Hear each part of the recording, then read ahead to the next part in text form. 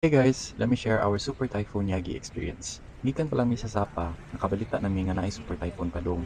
And dito ra pod nako na-discover nga mao ni ang bagyo gikan sa Pinas. Morning. Lingi siya namo no. So since sarado man ang mga businesses in preparation sa typhoon, we decided to early check-in na lang sa hotel. While waiting maka-check-in, mukaon sa ta ug manabaho.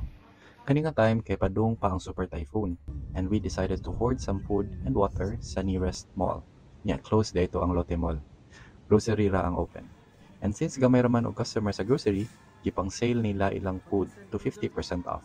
Namalit na lang midaan og daghan pang dinner and breakfast. Kaya basin mas stranded. Ang pag-uli na mo kay naglisod na gyud mig book og Grab kay pa-close gyud ay tanan businesses inig 5 p.m. and around 4:30 p.m. na ning nga time.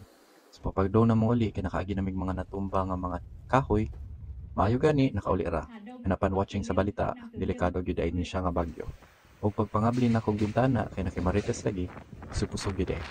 May pag magpuyo sa room ug manabaho, kay daghan pa tag-absunon nga deadlines.